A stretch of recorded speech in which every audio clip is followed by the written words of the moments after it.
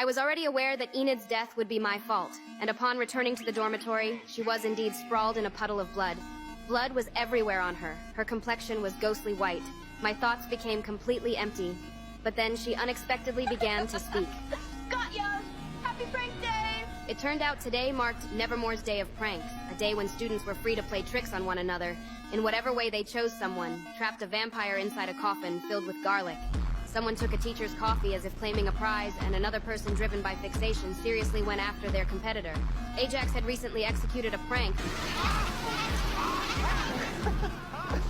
Thanks, guys. Hey, and, happy prank day. Retaliation, and his attacker was merely a child. The entire situation was deeply ironic. Everybody was enjoying themselves except for me. My only focus was identifying the actual murderer. I approached the headmaster to inquire if any student possessed the ability to command birds. Since 2 individuals had already been killed by pecking, one was an investigator. The other was Tyler's father, the person who previously assisted me with cases. But last evening, when I went to locate him, I discovered only his corpse and a chamber filled with ravens. Those creatures flew directly from his mouth and burst through the window to flee. At that instant, my blood ran cold. I attempted to use my psychic abilities to uncover the truth, but everything turned dark. My mother explained the black tears signified peril, that my abilities were deteriorating. She insisted I surrender Goody's magic tome, but I declined. I had faith in my own capabilities. I didn't require visions to resolve this mystery since nobody at the academy could manipulate birds. I chose to visit Tyler at the correctional facility. Your father is dead. He was murdered last night.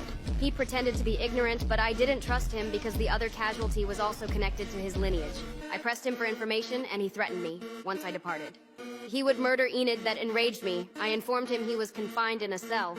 Yet still acting menacing, he became furious and attempted to attack me. But the electric collar activated, he collapsed, writhing in agony. I remained behind the barrier, emotionless. He wasn't deserving of another moment of feeling. I had more crucial matters to handle. When I returned to the dormitory, Enid had vanished. My heart sank. Her device was still ringing on the floor. I retrieved it. The voice on the line was deep and recognizable. He announced the challenge had begun. I had half an hour, or Enid and her romantic partner would perish, and a hint card materialized in the space. I couldn't fathom how he placed it there, but I immediately identified the symbols. They were musical notations.